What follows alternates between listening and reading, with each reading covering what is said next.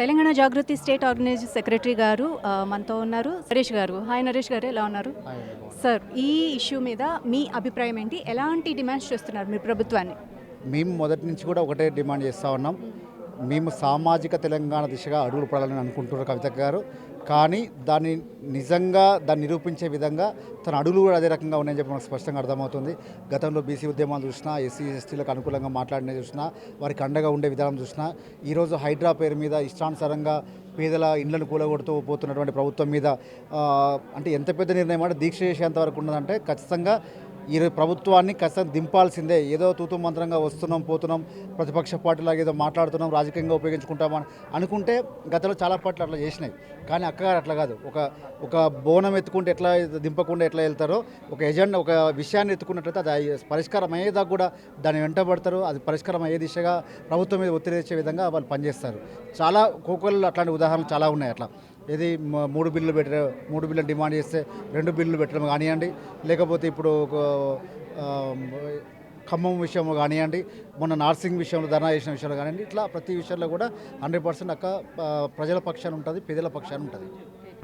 సమస్య ఎక్కడుంటే అక్కడ ఉంటారన్న దానికి నిదర్శనంగా ఈరోజు ఎక్కడ చూసినంటే సమస్య ఎక్కడున్నా పోరాటాలు అక్కడ అక్క చేస్తూనే ఉంటారు.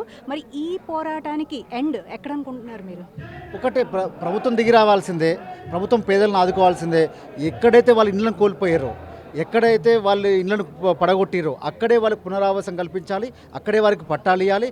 మళ్ళీ ఈ ప్రభుత్వం కాదు, మళ్ళీ ఇంకో ప్రభుత్వం వచ్చినా ఇంకెవరు వచ్చినా కూడా ఇబ్బంది పడకుండా పట్టాలు ఇచ్చే విధంగా నిర్ణయాలు ఉంటే మాత్రం ఖచ్చితంగా ఆహ్వానిస్తాం.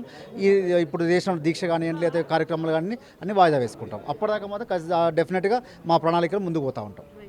అసలు అంటే ఇలాంటి దుశ్చర్య చేసిందే ప్రభుత్వం. మరి అలాంటి ప్రభుత్వాన్ని మీరు ఎలా డిమాండ్ చేస్తున్నారు? న్యాయం ఎలా చేస్తుందని మీరు అనుకుంటున్నారు? స్వాతంత్రానంతరం ఎన్నో ప్రభుత్వాలు వచ్చినాయి, ఎంతోమంది నాయకులు వచ్చారు, ఎంతోమంది ఇట్లాంటి నేను చేసిందే వేదమన్నారు. కొంతమంది నాయకులు అయితే తెలంగాణకు ₹1 కూడా ఇవ్వనన్నారు. అట్లాంటి నాయకుల దగ్గర ఏం చేయాలో తెలుసు. మాకు ఉద్యమ చరిత్ర ఉన్నటువంటి వాళ్ళం కదా మేము.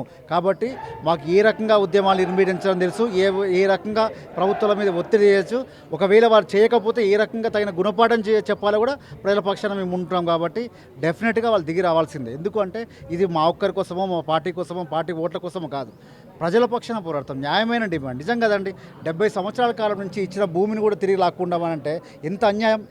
ఈ దేశ పౌరులుగా మనం సాధించింది ఏముంది? మనం వారికి ఒక గుంట జాగా ఇవ్వలేకపోతే రాష్ట్రం చాలా నెంబర్ 1 పొజిషన్లో ఉంది. దేశంలో ధనిక రాష్ట్రము, లేకపోతే మేము జీడీపీలో నెంబర్ 1 అని చెప్పుకుంటున్నాం కదా. కానీ పేదల భూములు గుంజుకోవడం ఎందుకు, వాళ్ళు రోడ్ల పాలు చేయడం ఎందుకు, మళ్ళీ మేము ధనిక రాష్ట్రం చెప్పుకోవడం ఎందుకు? కాబట్టి ఎక్కడైతే స్థలాలు ఉన్నాయో, ఎక్కడైతే వాళ్ళకు ఉన్నారో, ఒకవేళ నిజంగా కొన్ని చోట్ల ఇబ్బందులు కలిగి ఉంటాయి. ఏ ప్రభుత్వం